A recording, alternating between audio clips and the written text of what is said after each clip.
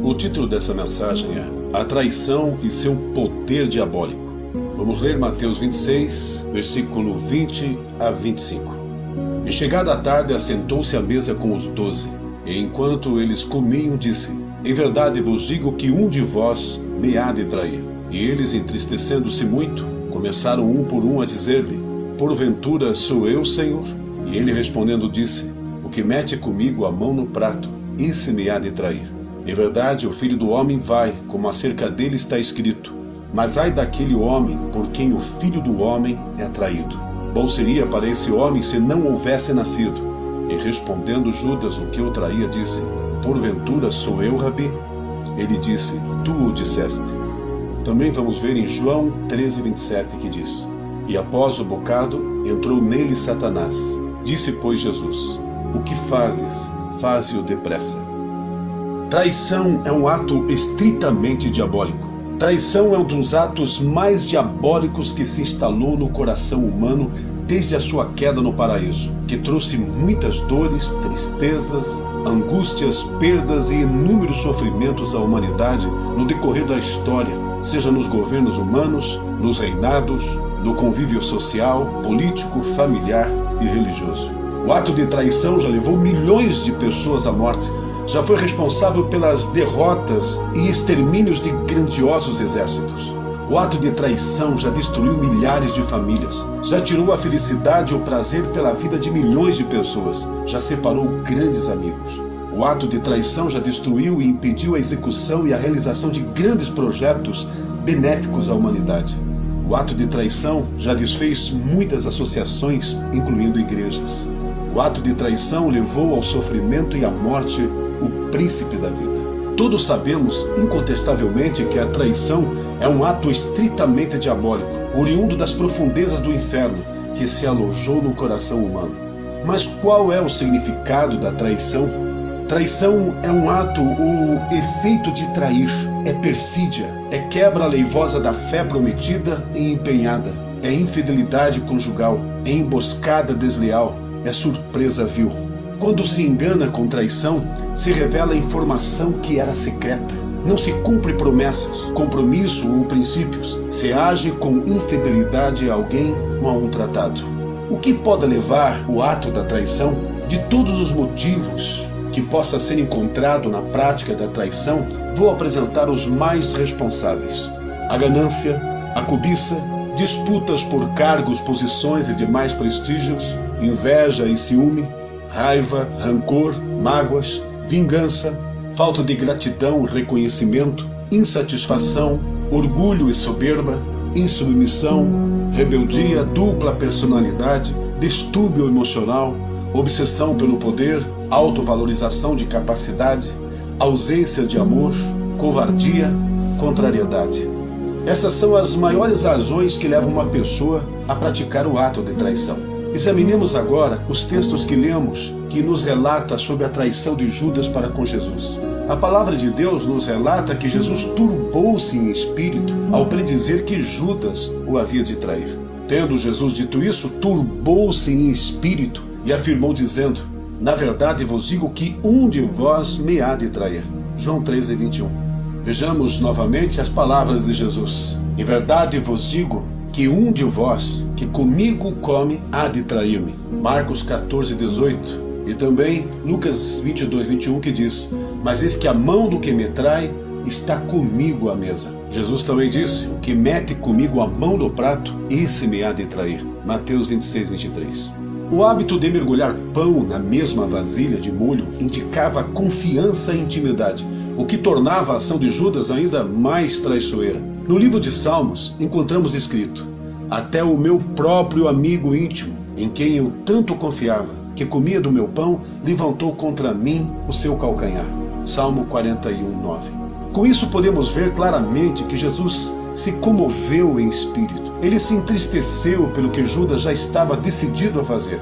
Isso porque Jesus amava Judas como amava todos os seus discípulos. Ele iria fazer dele um grande apóstolo como os outros. Mas Judas permitiu que Satanás corrompesse o seu coração. E por esse motivo Jesus se entristeceu, por ver Judas negligenciando o seu chamado, deixando-se ser levado pelas sutilezas de Satanás. Mas o que levou Judas a trair Jesus? Em João 13, versículo 2, encontramos a resposta a essa pergunta. E acabada a ceia, tendo já o diabo posto no coração de Judas Iscariotes, filho de Simão, que o traísse. Lucas também declara: entrou, porém, Satanás em Judas, que tinha por sobrenome Iscariotes, o que era do número dos 12. Lucas 22, 3. Vejamos o ato da traição de Judas. É importante termos em mente que antes de Judas cometer o ato da traição contra Jesus, ele já o havia traído no coração. Pois primeiramente é no coração que tudo acontece, depois vem o ato físico. Após ter saído do cenáculo, onde participou da última ceia da Páscoa, Judas Iscariotes não perdeu tempo para arquitetar a sua traição. Ele foi até os príncipes dos sacerdotes e informou que aquele era o melhor momento para executar o plano. Judas era o responsável por entregar Jesus. Judas recebeu imediatamente uma escolta. Dentre eles iam servos do Sinédrio, guardas do templo, capitães da guarda do templo e alguns soldados romanos que pertenciam à guarnição que estava aquartelada na Torre Antônia, construída a nordeste do templo. A lua de Páscoa brilhava intensamente naquela noite, iluminando parte do horto coberto de árvores, local onde Jesus costumava passar a noite com seus discípulos quando não ia para Betânia.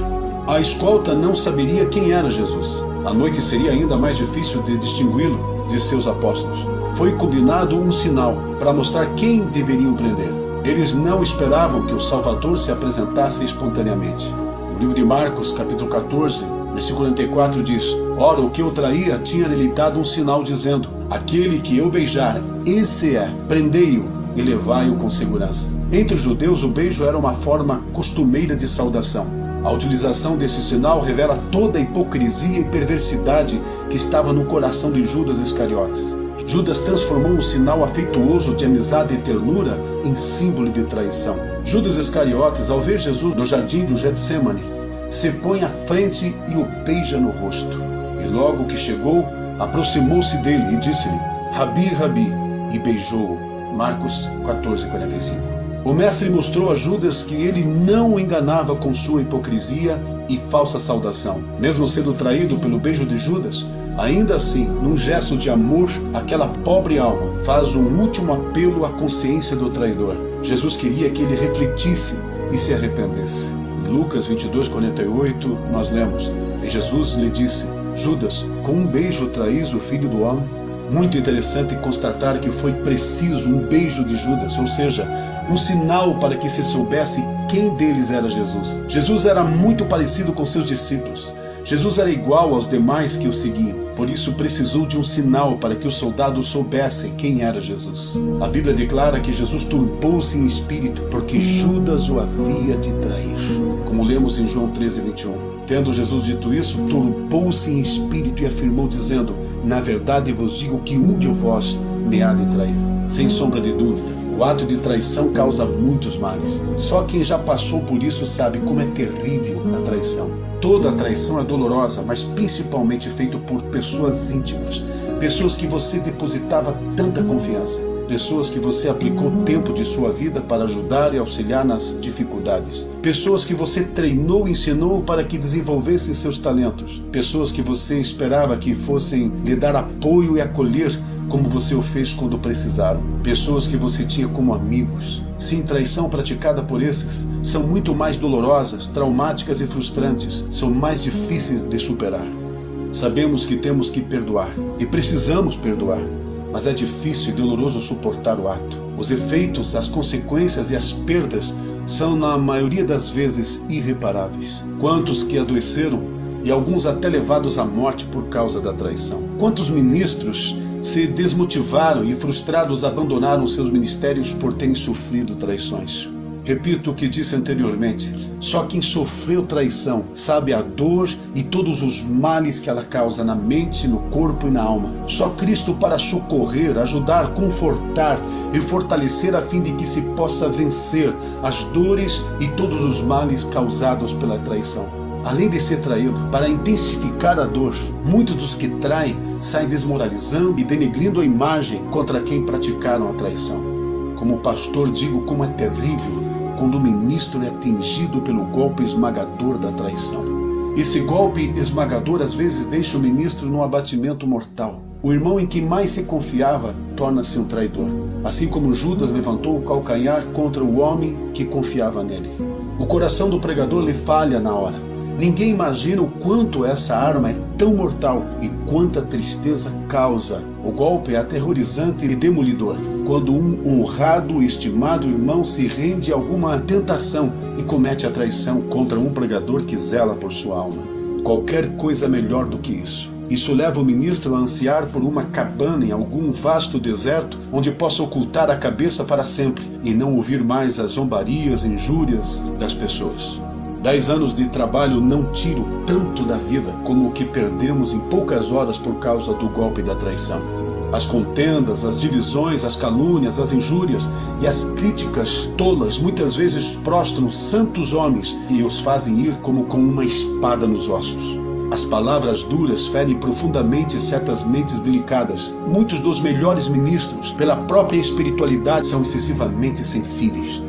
Um coice que mal move um cavalo, muitas vezes pode matar um bom pregador.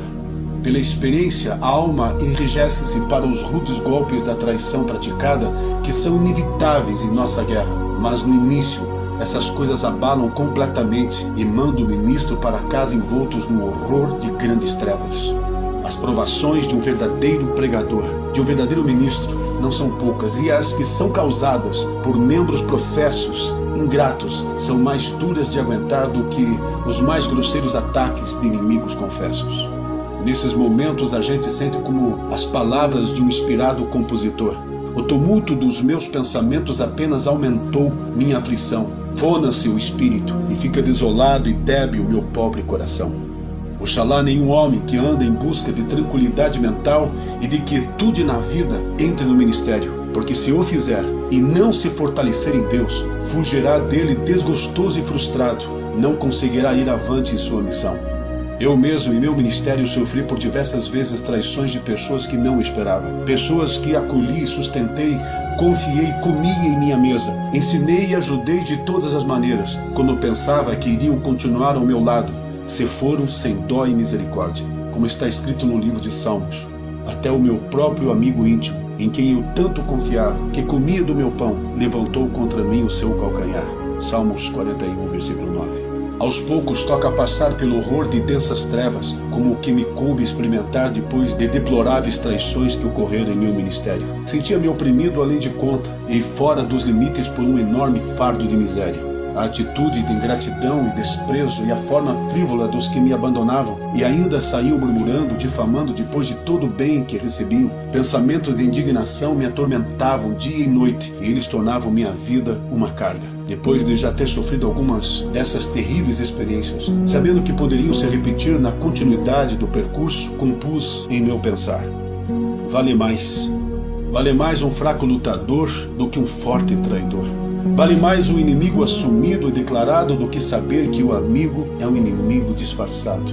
Vale mais um recruta empolgado e encorajado do que um antigo soldado intimidado e acovardado. Vale mais alguém que saiba pouco, que é esforçado e diligente, do que alguém que muito sabe, que é preguiçoso e negligente.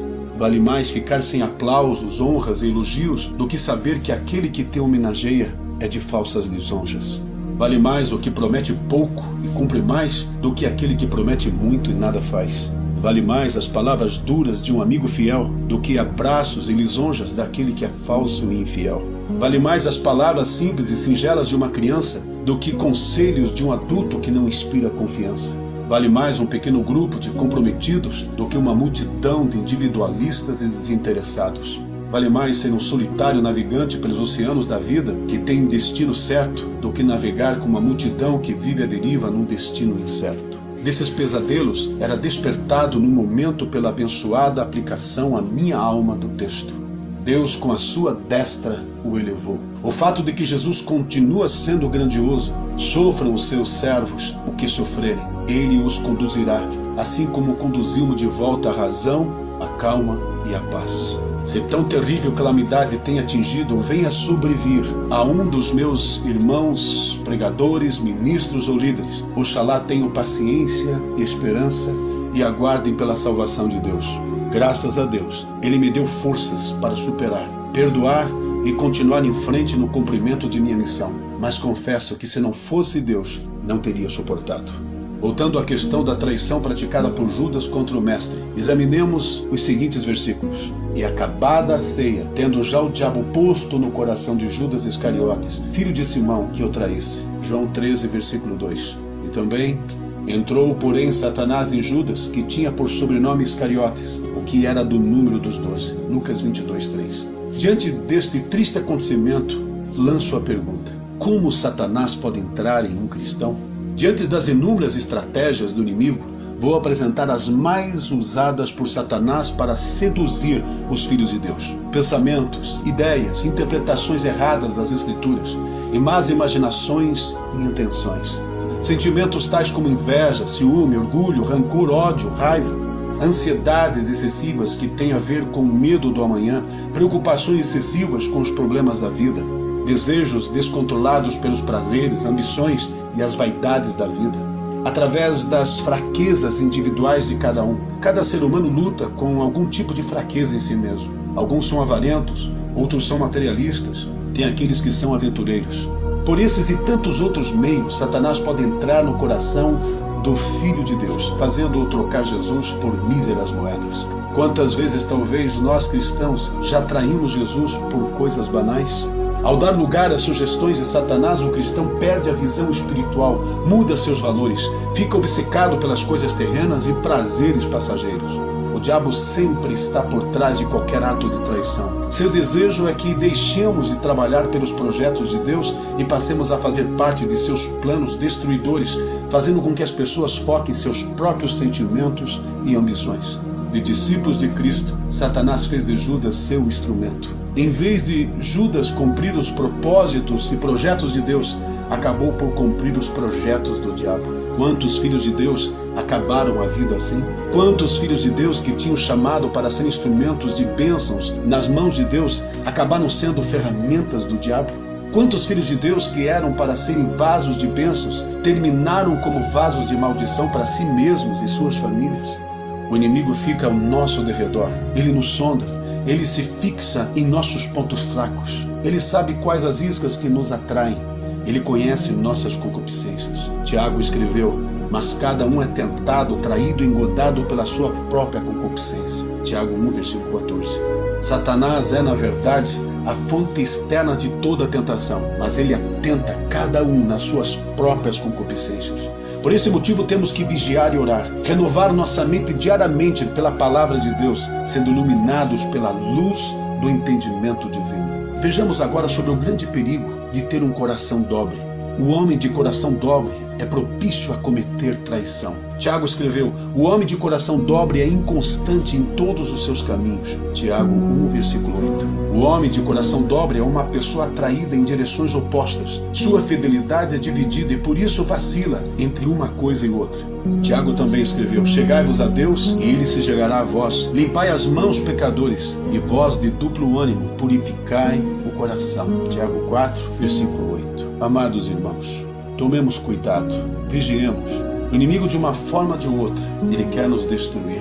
E ele quer destruir a obra de Deus. E se não pode destruí-la, ele quer pelo menos atrasá-la, prejudicando o avanço, o progresso do reino de Deus. Precisamos buscar pelo Espírito de Deus em nossa vida, para que nos mantenha num espírito de amor, de perdão, de tolerância, de socorro, de ajuda, e humildemente possamos servir a Deus, honrar uns aos outros e respeitar e honrar aqueles que verdadeiramente pregam a palavra de Deus, tal como as Escrituras ensinam. Se você cometeu qualquer ato de traição contra quem quer que seja, humilha-te perante Deus e peça perdão. Não tem pecado que Deus não perdoe, desde que se tenha um verdadeiro arrependimento pelo ato que tenha cometido. Vosso servo, Pastor Amaury Borges.